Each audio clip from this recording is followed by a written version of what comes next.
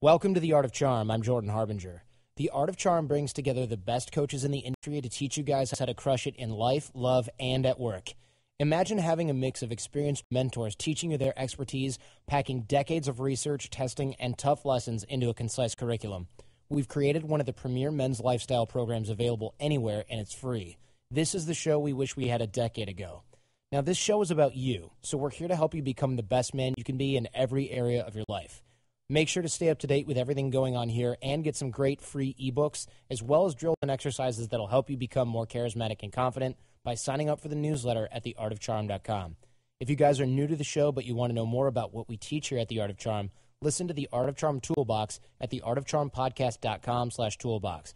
That's where you'll get the fundamentals of dating and attraction, so body language, eye contact, vocal tonality, and a lot of stuff that's more important than you might think. We've also got our live training running every single month here in Hollywood, California. Details at theartofcharm.com. I'm looking forward to meeting all you guys in LA in 2014. All right, welcome to the Art of Charm podcast, the show that's more than just about getting the girl, but putting that garlic sauce on your personal growth kebab. I'm Jordan Harbinger, live from the Art of Charm headquarters on Hollywood Boulevard, where all the magic happens at AOC boot camps and training courses. Got the standard U.S., Canada guys in here, as well as some guys from Puerto Rico. I guess that's technically part of the U.S., but almost kind of not. But either way, added a little flavor to this week's boot camp. Of course, they're tearing it up with our coaches right now.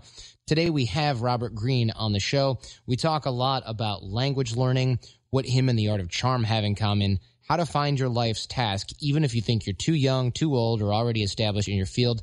And, of course, we want you to get the books through us and write to Robert if you have heard of him through us. Shows us that we're making a little bit of an impact, and more importantly, shows him that we're doing that as well. And, of course, why it's important to apprentice and why you need a mentor and how to find one, and why social intelligence is crucial on the path to mastery and how you can begin to develop it. So stay tuned here for Robert Greene and enjoy. Yeah, ask me when I'm 54, and I'll be like, I get sick every fucking week, or whatever. I haven't been sick in a long time, and I kept saying, oh, well, this is it. I'm never going to get sick again, and then this hit me, so I don't know what the moral of the story is. I think the moral of the story is don't talk trash about how you never get sick. It's probably just confirmation bias, where you're like, lights turn off when I go under them, and you're like, yeah, that's amazing, and you don't notice the 10,000 lights that don't go off when you walk under them, so you're like, I never get sick. Meanwhile, you get sick like once a year, you just forget about it, and it's not a big deal, but it's like probably smack dab average for people getting sick, and everyone thinks they just never get sick. I think you just nailed it. Plus, that was pretty good. Thank you. Plus, there's those people that say like, I never get sick, and it's like, yeah, but maybe you just don't slow down when you get sick, but you get sick. Your body gets sick. You might just ignore it.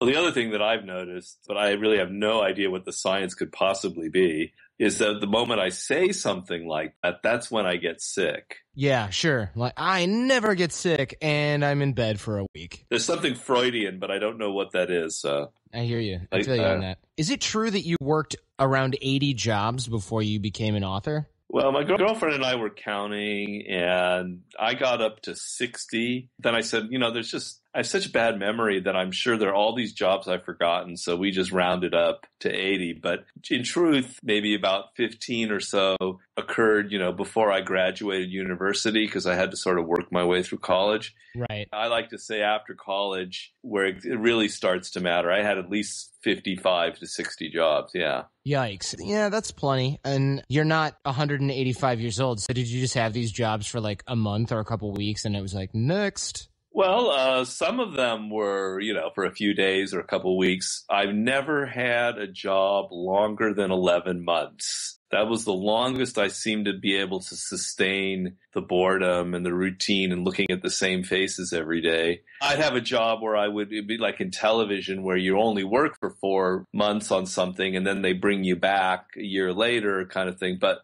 I just couldn't stomach any. I guess 11 months was the longest, and then a lot of other jobs for like a week, 2 weeks, couple months here and there. Right on. Yeah, that makes sense. Because I was going to say, anybody with that amount of experience in different fields is either doing a lot of things concurrently or a lot of things not for a long time. And you also speak 5 languages according to Wikipedia, but I always got to ask, like, do you speak 5 languages, or is it like, yeah, I've got some Spanish under my belt, and then that made it into a Wikipedia article by somebody?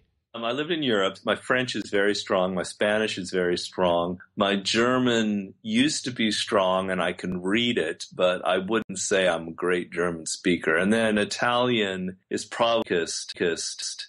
So if I really, really had to say, I'd say 3 for sure, probably 4. The 5 is pushing it, but I'm very good at languages. So give me a couple months in Rome and my Italian would be very strong. You know, that's funny. You're the only other person I know personally that speaks 5 languages besides myself. And I always ask because whenever I meet people, they're like, I speak 7 languages. I'm like, that's amazing. Which ones? And they're like, Spanish and Portuguese and then German. And I'll say something in German and they're like, I don't know what you just said. And I'm like, that was pretty basic. So obviously you're full of crap. Or they know how to say, hi, my name is Jordan in that language. And they're like, I speak German now. Yeah, no, I don't consider it that way because that was my major in college and, it was comparative literature and I studied ancient Greek and Latin. So there are even more languages if you want to add that, although I don't speak them. Nor does anyone speak ancient Greek or Latin, really, right? Well, maybe a few Catholic priests somewhere can maybe converse in Latin. Probably not a handful. Yeah, I take it very seriously. Like you, knowing a few words is not speaking a language. So my opinion is if you can't talk to a taxi driver, you don't speak that language. And that's a pretty low bar, too. Okay, well, that bar I would say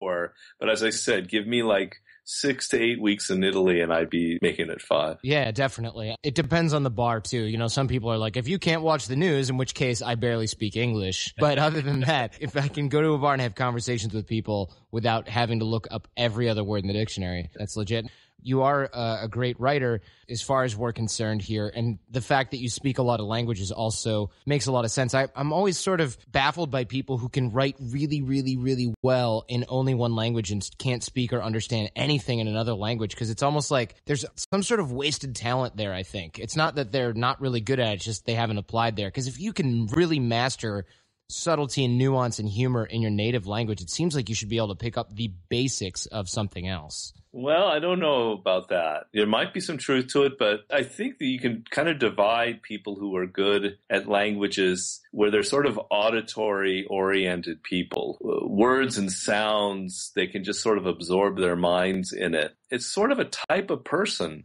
I happen to, when I'm writing, I hear the words before I even write them. But you can be a great writer that's just totally into the literary written aspect. You're not gifted at all for languages. I've known quite a few people like that. Yeah, I do too. That's what always surprised me. I think that you're right there because I'm very, very auditory. And I'm always talking to myself either out loud or in my head. Languages always came very naturally to me, except for in middle school and high school where I hated it. But that was just because it was French and I didn't care about memorizing a verb table. I was the same way. It wasn't until I lived there that I realized that I'm really good at languages. That's why whenever people go, I'd love to live abroad, but I suck at languages, I go, how do you know you suck at languages? Well, I never did well in school. And I'm like, memorizing the être verb table and all its exceptions has nothing to do with you hanging out with some people and learning how to talk like them and mimicking accents, etc. And a big part of it is, if you go to France, are you alone? Do you have to learn it in order to be able to pick up this girl in a bar? Or are you to get a job, or are you hanging out with other Americans? If you dump somebody in the middle of France and their survival depends on it, they'll suddenly start getting better than they normally would because you really have to listen. A lot of people go live there and they're just hanging out at McDonald's and hanging out with other Americans. Oh yeah, absolutely. The reason that I found out that I was good at languages was because even though I was terrible at them in high school, I was an exchange student. I ended up getting placed in the former East Germany, and I was really pissed in the beginning. And I thought it was awful. In the beginning, I was like, this is terrible, stupid communists, blah, blah, blah, Cold War crap. And all these other students in West Germany were out partying, and there were tons of foreigners there, and it was so cool. And then about halfway through the year, everybody over there was homesick, and I was damn near fluent conversation because nobody spoke English. And they were all, people over there who'd taken 5 years of German prior.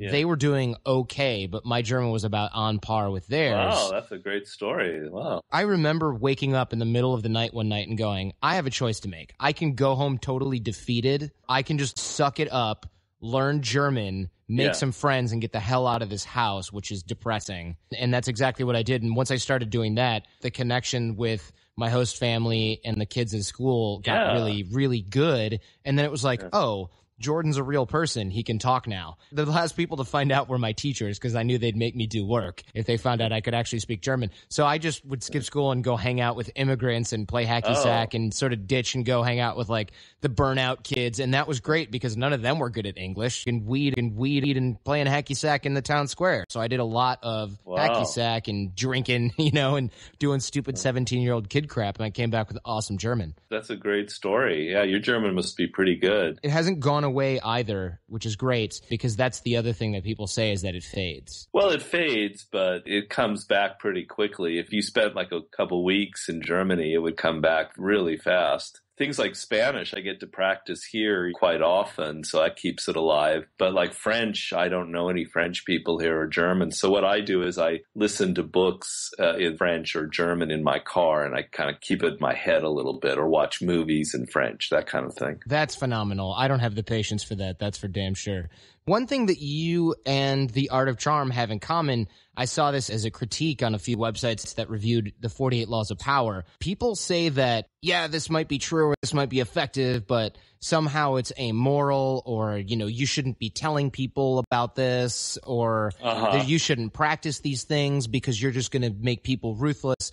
What do you say to people who seem to be, in my opinion, they're wishing for a different reality? We get this at The Art of Charm too, like you shouldn't be teaching people how to get other people to like them. Either you have this skill set or you don't, and people feel almost victimized by the idea that you can learn to be more charismatic. I see that with the 48 Laws of Power, you get all these high achievers like Will Smith, who's a friggin' awesome dude, learning from this book, and they say it's amazing. And then you get all these people going, oh, you're just teaching people to be ruthless. This is like a modern-day art of war. You're just a scumbag preaching scumbags be scummier. What do you say to those people? Well, there's a lot of things I say. Anybody who's worked in the real world, who doesn't live in a commune in Oregon, has dealt with the 48 Laws of Power. They've dealt with psychotic, tyrannical bosses, men and women, who think they know everything, who play all kinds of weird games, have egos, there's envy, there's passive aggression, there's even more nasty manipulations going on. And if you've lived through that, then the book of 48 Laws of Power, it seems almost even a bit mild. Oh, yeah, I've seen that and I know about it, and that's good. It helps me be aware of it. A lot of people who come from disadvantaged backgrounds, African Americans or women, for instance, in the work world, they've seen all that power stuff really a lot more directly than other people because they're looking at it from the other end. It's pretty clear and pretty obvious. The power game can be pretty ruthless, and those who have power kind of write the rules. But then you've got people who have a pretty good life, who've never had anything bad happen to them. This is one type of person, and they whine and whine. Well, why do you have to talk about this? This isn't the reality. Well, it's not the reality for you, so maybe don't read the book, and I'm happy you don't read the book. It's not your reality because you live in this small town in Oregon, or you've managed to have a lot of money, or you never even encountered it, and that's great.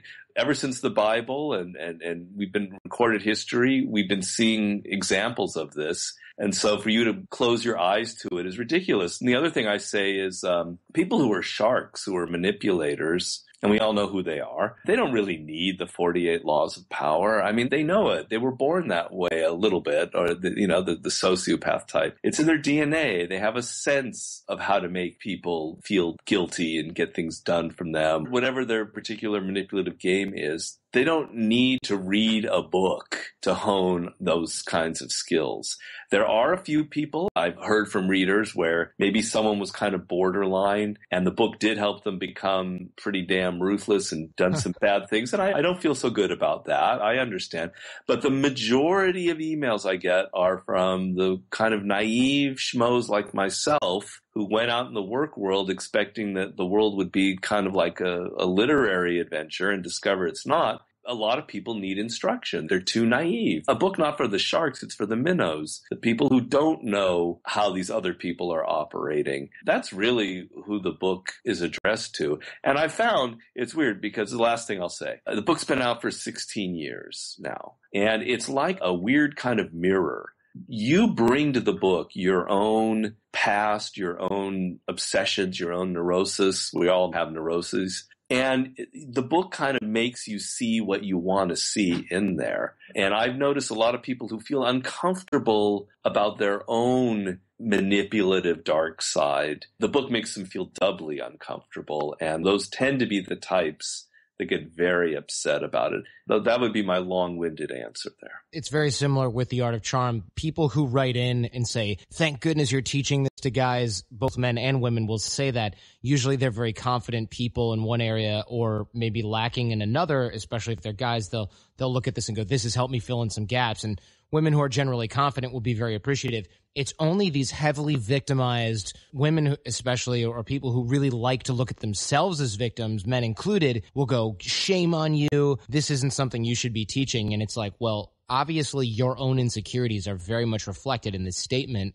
Otherwise, You'd be looking at this as a very useful tool that can be used for good. But if you're only looking at the dark side type of application, it makes me think, well, where does your mind go and how do you operate personally? Exactly. And it's never good to repress something. What they're saying is basically, this is true, this is how people are, but let's repress it. Let's not make it public. Let's not talk about it. Let's just kind of shove it under the rug because it makes us uncomfortable. It then comes out in other ways.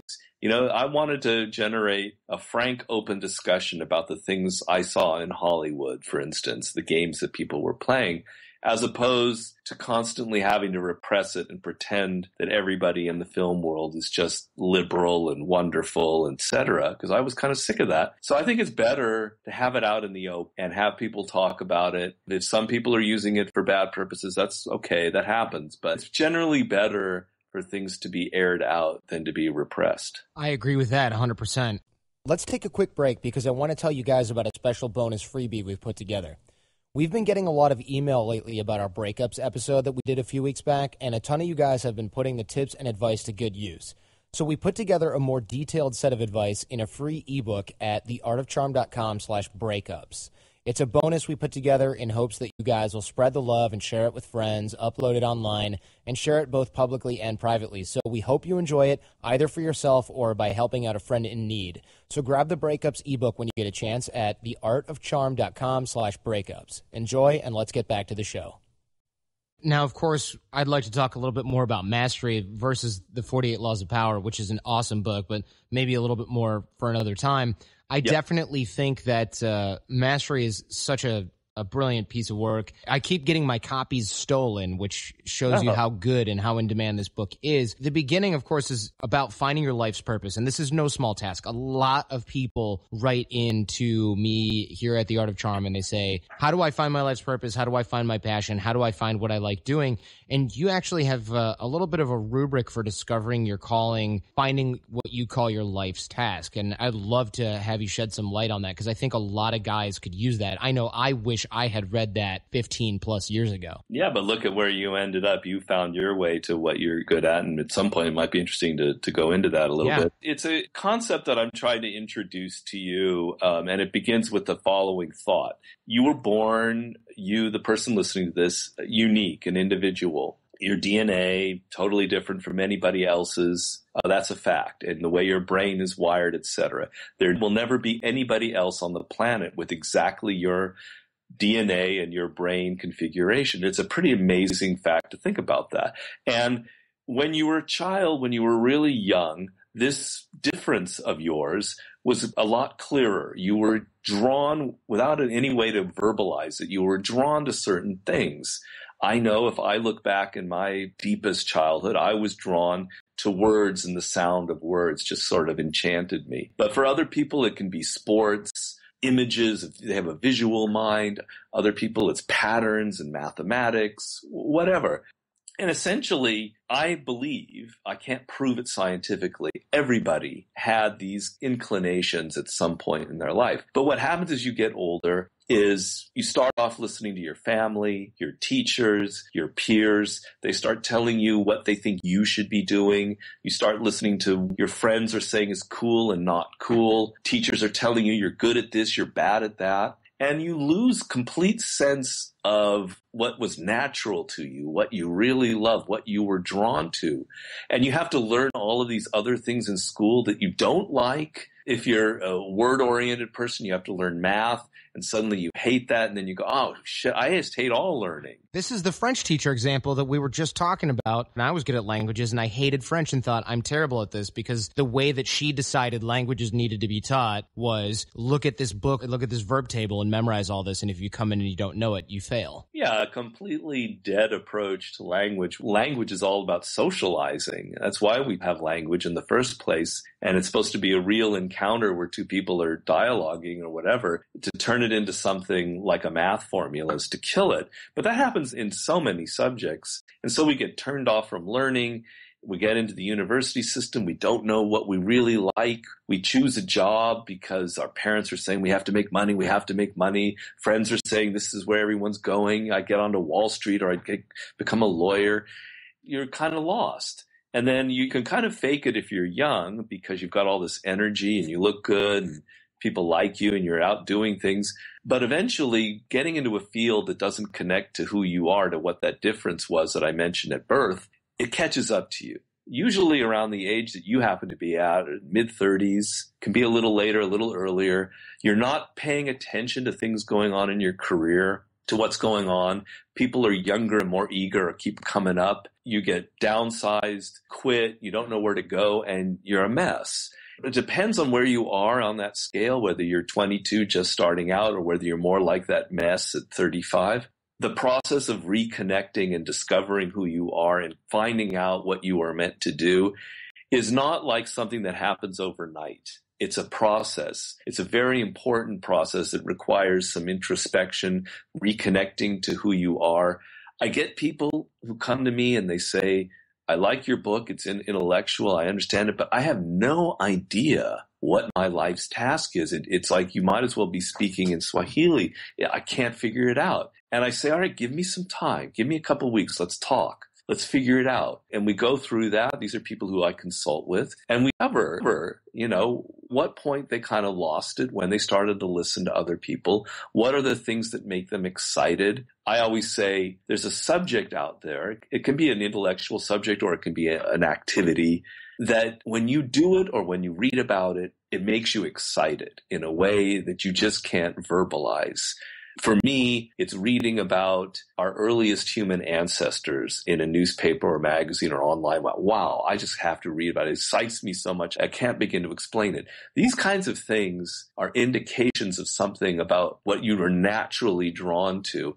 And all of the people who are really successful in life, and I really want to emphasize that, who are really successful in life, have that emotional, personal connection to their work. It's the most important step in your life. It doesn't mean it has to be 100% orgasmic and pleasurable and that you just are waking up every moment on a cloud and, oh, I love music and I'm doing it. No, we have to make money and there's other things involved. In a general sense, if you're not in some way passionate or excited about where you're headed, there's no mental challenge, you're never going to get very far. So it's the first chapter and it's the most important point in the book. And that definitely jibes. When I read that, I was like, oh my God, this is me. Because when I was young, when I was about 8 or 9, I was trying to build an FM transmitter. And I tried again when I was in my early teens because I wanted to be a talk show host, which is funny because I'm doing that now. And I didn't even put that together until I think it was my mom or cousin pointed it out. I also was really good at figuring out systems, and I liked doing that. And I got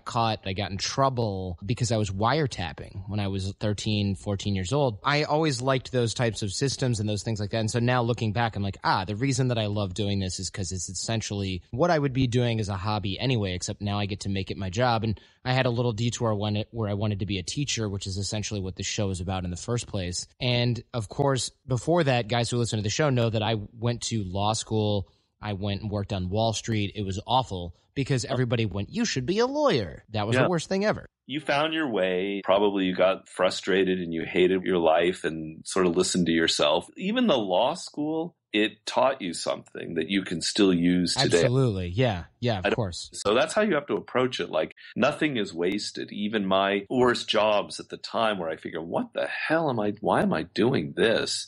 I learned a lot about people and their psychology and all that. So I want to tell people that it's even if you're stuck in a bad job and you're trying to figure your way out, you still have to have the approach that everything around you is like a learning process.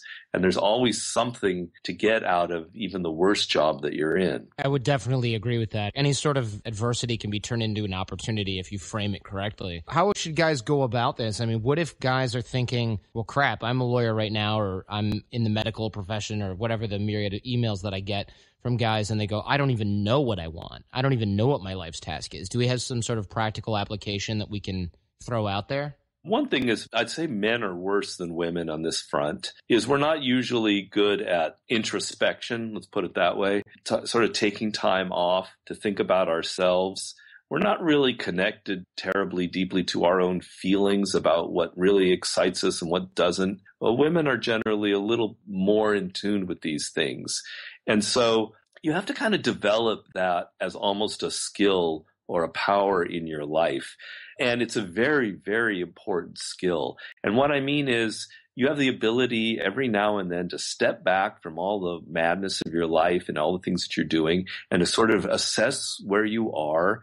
Are you enjoying this? Is it challenging? Is it the right thing for you? Who are you really? Why do you hate this kind of work?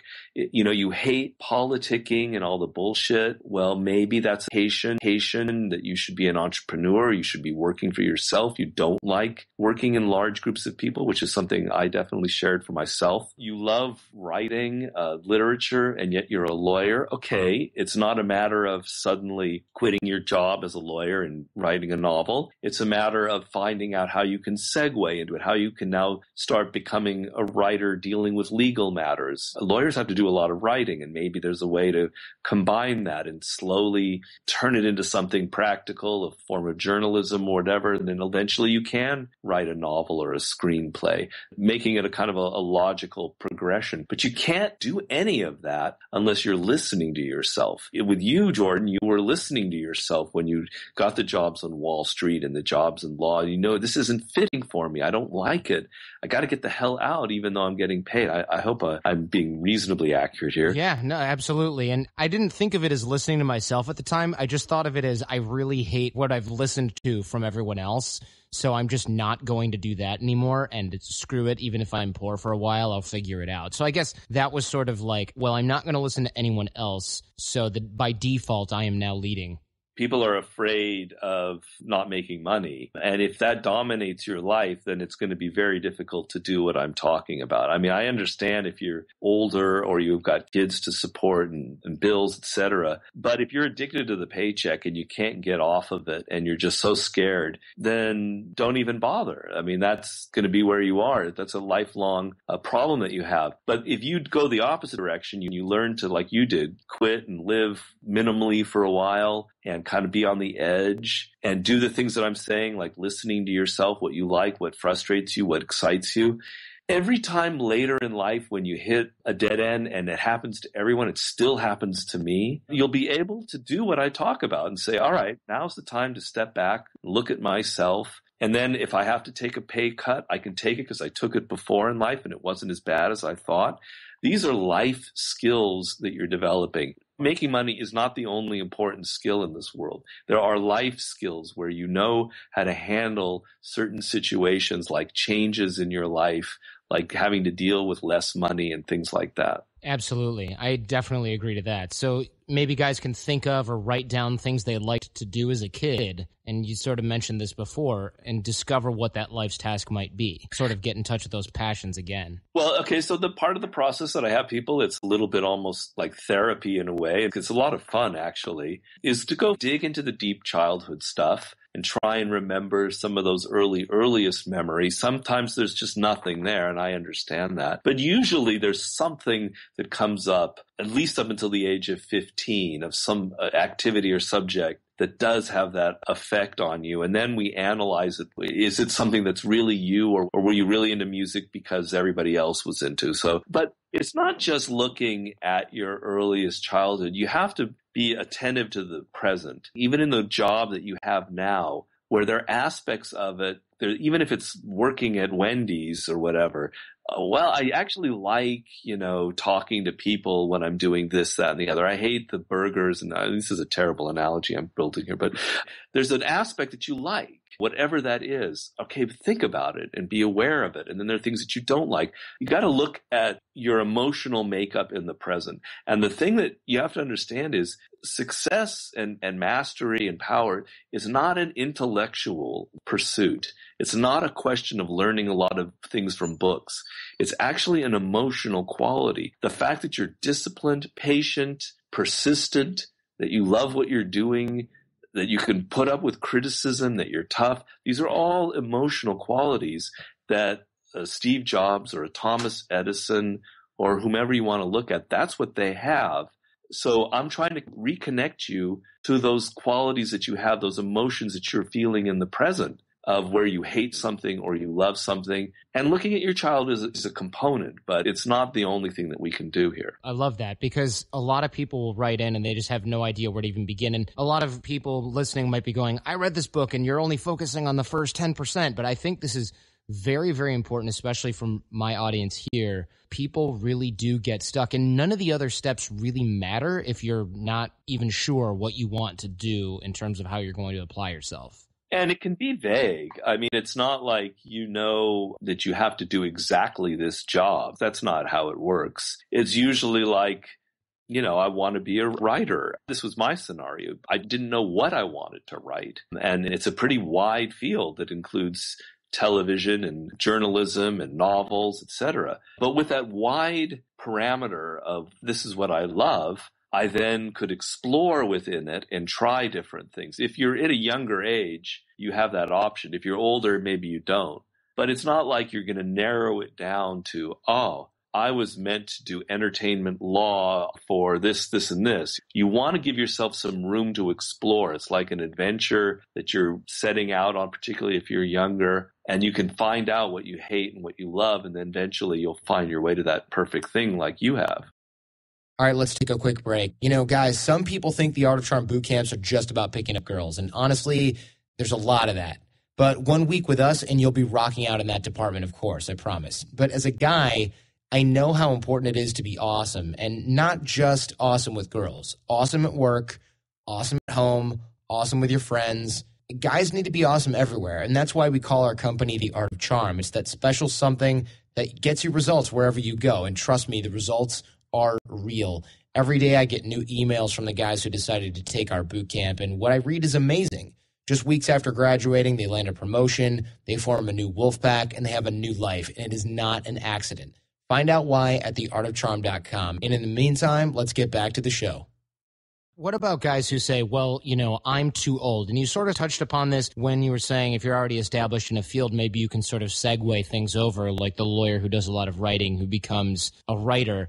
Is there a time when people say, I'm too young, I'm too old, I can't do this because one of the things we work on here is getting past excuses.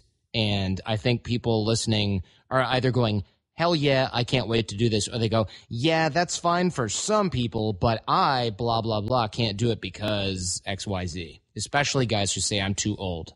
Well, it depends on what the old is. If you're 70, okay, I think maybe you're too old. Maybe 65. That'd be about my limit. If you say anything earlier, I'd start getting a little bit cranky with you. But it's different at each phase of life. If you're in your 30s and you're really unhappy and you're frustrated, you still have plenty of time to make a fairly radical change, which could include going to school or apprenticing somewhere. You still have more time than you think. If you're in your 40s, it's a different assessment. Basically, you've been working at a job. Let's say you were a lawyer for 20 years and you just totally burn out. You can't just suddenly make a radical break. It has to be something a little more gentle, in which case you have to look at the skills that you have as a lawyer and what it brought you and figure out a way where you can now segue into something that is more connected to you personally. Also, if you've had 4 different jobs, for instance, none of them quite connecting, you could take a look, you could take a step back and say, all right, I've learned from these jobs that I really didn't like 4 different kind of interesting, weird skills that I can now combine in a new business. I can come up with a business idea that's totally unique, that's based on all of my interesting experience. And that's going to be the next step that I take. And that can happen in your 40s or 50s. It depends on where you are and who you are. Not everybody is the same. None of us really like change anyway, but as we get older, we like it even less. So it has to be gentle and realistic. If I went out there and said, no matter what age you are, just quit your job and follow your passion, that's just a lot of bullshit. And you're going to end up getting angry at me and you won't become a master and you won't be successful because it's ridiculous advice. It has to be realistic and work with what your strengths and weaknesses. As I said, if you're 70, maybe it's too late because you're so set in your ways. But the other thing to keep in mind, your most creative years, and this is a book really about creativity, are your 30s and maybe the first half of your 40s. If you're younger, you really want to be keeping that in mind. You want to be focused and use your 20s as a period for learning and accumulating skills so that when you hit those 30s and your mind is still active and you have really a lot of energy, you can now take all of those things that you learn and do something really exciting. So although it's never too late, it's really better to start early. Got it. When we do finally find out what we're really passionate about, you discuss a lot in the book, actually, about the ideal apprenticeship and the mentor dynamic. A lot of people reach out and they want mentorship or they want to know how to approach people for mentorship. You're kind of an expert on the subject, and I've actually spoken with some people who we have in common who are very good at this as well. Charlie Hone, Ryan Holiday, those kind of kids are just like prodigies when it comes to it.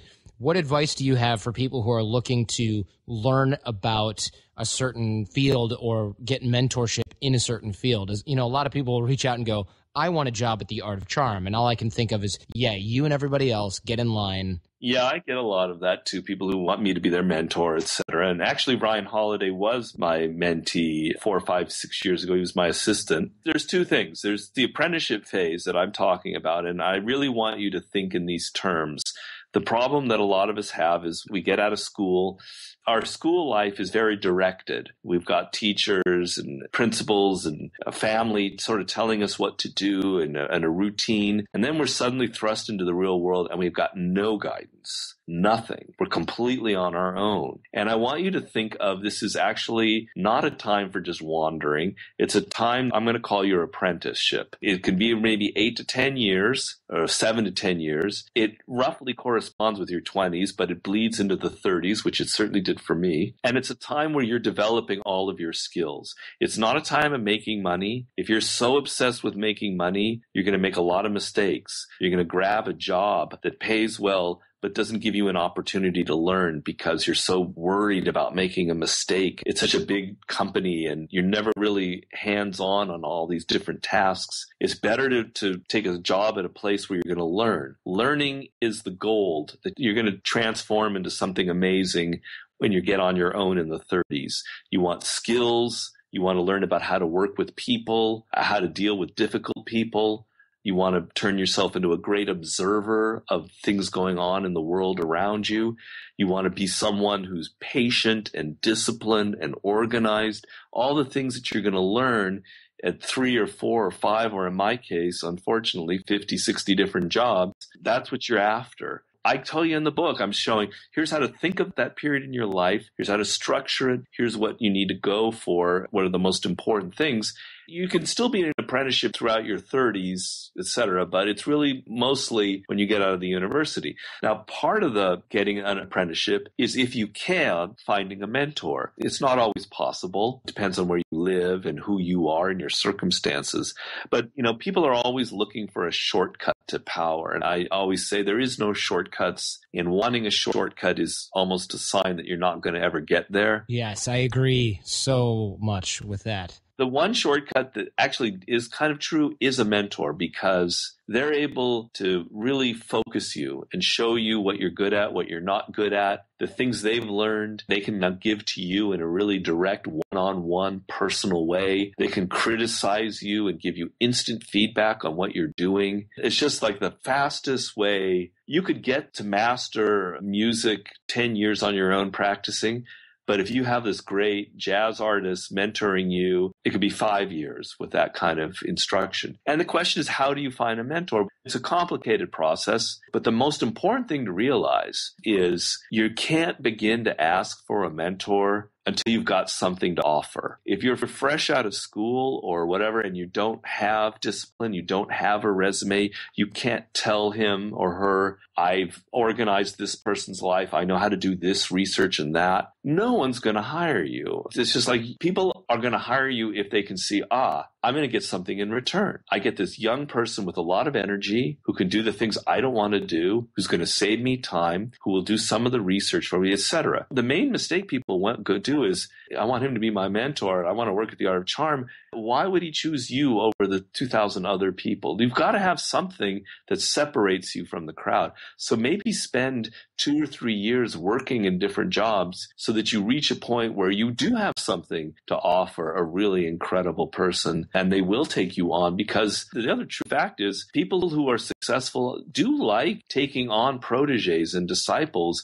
It's a very satisfying relationship. They're open to it, but you have to have something that's going to appeal to their self-interest. People that will come and ask to work here, as I mentioned before, and they go, what do I need to do to be useful? Unfortunately, it doesn't really work like that. It's not my job to figure out what you need to learn to deliver value. I know this is true for a lot of people in similar shoes at higher levels that I talk to all the time. We've sort of mutually agreed that what needs to happen is you need to make it so it's impossible for us to ignore the value that you're bringing to the table. And it can't be some like, wouldn't it be great if I could triple your revenue? I mean, how are you going to do that? You're 25. Maybe you have a great idea. I don't really care about that. But if you come and you say, I designed something for you that I can create that's going to help you, and what do you think of it? I need to be able to go, wow, I didn't even have it in the budget to hire you, but I need you working on this yesterday. That's really true. And what happened with Ryan, as people know who Ryan Holiday is, I met him through Tucker Max. I don't know if you know who Tucker is. Of course. Ryan was a fan of my books. He wanted to be my researcher, but I didn't know who the hell he was. And I knew, though, that he was kind of a whiz kid with the internet, which I'm not because I'm an older guy. At some point I said, well, Ryan, I'm having real problems with my Wikipedia page. And he said, yeah, I can fix that for you. This was my way of testing him. He did. To me, it seemed like I had no idea how to fix it. In a week, he had it completely fixed. And then I'm on the board of directors for American Apparel. And the CEO suddenly was telling me, I'm having problems with my Wikipedia page. All right, I got the person for you. That's Ryan Holiday. And he heard it from me and he trusted me. And then Ryan got a job at American Apparel, and then the rest is history. He wrote his book and he's writing other books based on all of that. But he had like a real skill, like you mentioned. I could see him helping me. And once he had his foot in, then he could do all sorts of other things and figure it out. One thing I tell people in the apprenticeship phase, that's an important skill to have, is to make yourself an observer. What happens is people are so eager to impress and prove themselves and be charming, etc., that they're not paying attention. If you pay attention to Jordan and his problems and what he needs with his work, if you work for him for free for a month, helping him organize his schedule, etc., and you just pay attention, you're going to figure out some things that this guy needs really badly, and you'll have a plan for helping him do it. But you're not going to be able to get to that point if all you're thinking about is, how can I impress this guy right away? What can I do? I'm going to triple his revenue, etc. Just ridiculous schemes, as opposed to just stepping back and being realistic and observing what other people need. And that's what you're going to supply. Absolutely. Speaking of observation, you talk a lot about seeing people as they are. And this delves right into the core of what we teach at the Art of Charm is social intelligence. Why is it important to see people as they are? And how do we start to dive into that? And I know we're figuratively dancing around the concept of mastery here, but I think we can even leave that to another time because I think the prelude to it is just as important. Why is it so important to see people as they are? And how do we start that process? I included it. It's a chapter in Mastery for a very important reason, and that is I don't want to give you the impression that just being brilliant at your job and having skills and all that is enough in this world. We're social animals, and you can be a great computer programmer, but if you're just have repulsive personal habits and you're really bad with people and you're insulting them, it doesn't matter whether you're Steve Wozniak. You won't get very far in life because you have no social skills. And then the other thing is people who have social skills, it's a form of intelligence that connects very well with mastery. People who are attentive to individuals, to other people around them, are also attentive to the details of their work. So the two go hand in hand. I'm trying to say that the people around you, everybody's different. As I said in the beginning, this sort of primal uniqueness. And you're not seeing that. You're projecting onto them fantasies from your childhood. They're like this woman or this man or father or mother. Or you're paranoid and you think that they're evil and they're after you. Or you're idealizing them because you think they're just the most marvelous person. You're doing this constantly, day in and day out. And because of that, you're making all sorts of mistakes where you're not picking up cues that people are leaving about what they want and what they really are after. You're just constantly misreading them. And it's troubling. And it's actually going to be the main cause for a lot of grief and problems in your career. And so the key is to be able to be aware that that's what's going on, and then to go through a process where you try and see people, as you said, see people as they are, which is the name of the chapter. And how you do that, I mean, there are many ways, and I give tips on that. But one example would be, let's say 3 months ago, you were involved in some terrible battle in your job and you got fired or something bad happened. Now, your normal reaction is to just, God damn it, that was their fault. They're such an awful person. Why couldn't they see how brilliant I am, et cetera, et cetera, et cetera. Take that now as a learning experience. Step back and say, maybe I did something wrong there. Let me look at myself through their eyes as an exercise. Maybe they saw me in a way that has nothing to do with how I see myself. And perhaps there was something that I did that was involved in the conflict. There are other ways to approach it. But basically, you're trying to put yourself in the perspective of other people and imagining how they see the world, what their pet peeves are, what their loves are. Suddenly, you have 20 weapons in your arsenal. They include the ability to not blame other people for mistakes and see that maybe you are part of the problem. It gives you the ability to charm people. If we're talking about the art of charm, you know them, you know what they need, what their weaknesses are, what they really are looking for in life. You can supply it. You know what they hate, so you can avoid making those mistakes. It just changes the whole game. And it's actually the subject of my next book. So I'm transforming chapter 4 of Mastery into an entire book. And then I'm going to take it to a whole other level as far as how to read people. But once you're there, it just changes your whole approach, social, and it makes something like mastering your career so much easier. And so that sort of leads into my next question, which is, what is the next book? It's about social intelligence and reading people? Well, I'm calling it The Laws of Human Nature. And I went through, in Mastery, a key theme is something from neuroscience called mirror neurons, which is essentially our ability to empathize with other people. This unique human ability to put ourselves in the mind of the other person and imagine their experience, their thoughts. No other animal has it. I maintain it's the source of so many of our powers. And there are studies out there showing that that empathic power of ours is declining rather dramatically among young people, probably because of social media, but there are other factors. And it's been documented scientifically. It's not just some old cranky guy imagining young people. It's from a very important, famous University of Michigan study and a few other studies. And so I'm trying to say that the art of reading people comes from our ability to place ourselves in their shoes, imagining what their experiences are like, and to have a deep understanding of human nature. What are the main drives that really impel people?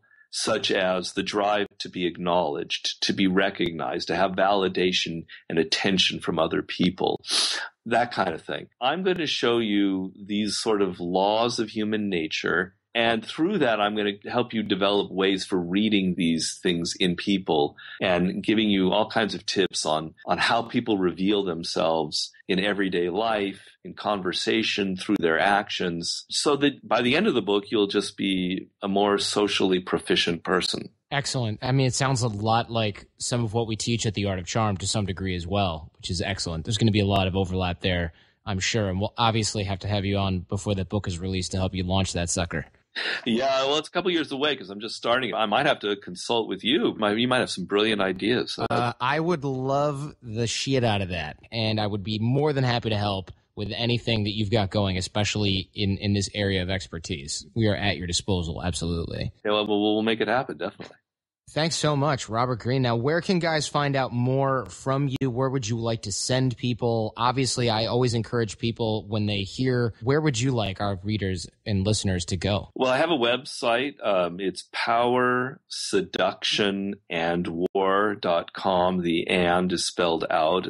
Those are my first three books, 48 Laws of Power, Art of Seduction, and Strategies of War. And so powerseductionandwar.com. And I have blog posts. I haven't updated in a couple of years. Sorry to say. There's some interesting blog posts on there from a few years back and links to all sorts of interviews I've done, as well as links to my new book, Mastery, and a way to contact me at an email address. And I do respond to people, so that would be the best way. Yeah, you're very accessible, and I appreciated that from the very beginning when we first started communicating, however many years ago that was. And, of course, we're going to be linking to your books in our bookstore on our website as well as in the show notes for this so people can look for them without digging if they don't want to. But, of course, go to that website, powerseduction.com. Excellent. Thanks so much, Robert. That was really good. Solid. Thank you so much, Jordan. I really enjoyed it. Recently, it was my birthday, so I decided to write a letter to essentially all of you guys as listeners. Some of you guys are new, so welcome. Some of you guys have been here for about 7 years, even longer. That's almost a decade. So thank you very much for being here, and thanks for giving us your attention. So much of it. Building this show, this brand, our live programs has been my greatest pleasure in life. Watching the transformation of our students as men has been amazingly rewarding and fulfilling. I think of all of you as brothers on the same path as myself, and although we at the Art of Charm may be shining a light on that path to help uncover the way, at the end of the day, this journey is really about you. We've listened to your survey responses, and we're going to be changing the content we put into the podcast so that it's more of AJ and I and the other coaches at the Art of Charm, and more personal growth versus just dating. And as you can tell, we really took a turn this year, and we will continue to do so. It's about being the whole man, and we get that. You get that. For every man I meet who wants to indulge in casual sex, I meet 10 who want to become better men. So, as with all superpowers, what a person does with all this material comes down to how it is applied. It's really just a matter of values and principles. The same values and principles which provide us with unbelievable strength and power, confidence and passion. To go after what we want and to bring others into our lives, knowing that we will leave them better than they were before. My sincere hope is that you'll use what you're learning here on this show and at the Art of Charm to enrich the lives of your friends and family, as well as the women in your life that you may be pursuing or even partnered up with right now, perhaps even as a result of what you've learned here. You guys are truly my dream team, and we here at the Art of Charm are honored to be in your service. Thanks, and continue to enjoy the show for another 7 years. Hope you guys enjoyed that one. Show feedback and guest suggestions can go to jordanh@theartofcharm.com. We really rely on you guys to help keep our finger on the pulse. So if you guys know someone who's a good fit for the show, let us know. jordanh@theartofcharm.com. That's me. I'll get back to you, and I really appreciate it. Live program details also at theartofcharm.com, and it's where you can find links to us on Twitter, Facebook, and other social media. If you're listening to this but you're not subscribed in iTunes or Stitcher or somewhere else, that needs to change. Getting our shows delivered free to your phone or computer is the best way to make sure you don't miss anything. You can do that by going to iTunes and searching for the Art of Charm podcast, or by going to theartofcharm.com/iTunes and click subscribe. That's pretty much it. You guys can also help us if you're an iTunes user. Give us a 5-star rating and write something nice. We'll love you forever. Just go to itunes.com/theartofcharm and it'll take you right there. Now, when you write us a review, it not only makes us feel proud, but it helps keep us up in the ranks so that other people who can use this information can find the show more easily to get the credible advice that they need. It's also the best way to support the show, other than, of course, buying products and training from the Art of Charm. So tell your friends, because the greatest compliment you can give us is a referral to someone else, either in person or shared on the web. Now, have a great week. Go out there and get social and leave everything better than you found it. You know what? I almost forgot, guys.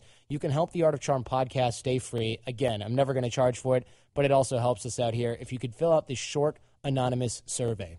It's not even going to take 4 minutes, I promise. Your answers will help match our show with advertisers that best fit the sensibilities of you guys and our show. And honestly, I don't want to pump this thing full of ads. I just want classic, top-notch sponsors only. And guys who complete the survey, and girls for that matter, will be entered in a drawing to win a $100 Amazon gift card. So just in case the show value is not enough, I'm going to bribe you too. We promise not to share or sell your email, and we won't send you an email unless you win. Go to podsurvey.com/artofcharm. That's www.podsurvey.com/artofcharm. Not the art of charm, but just art of charm. Take the survey and get a chance to win $100 from Amazon. Thanks again, guys.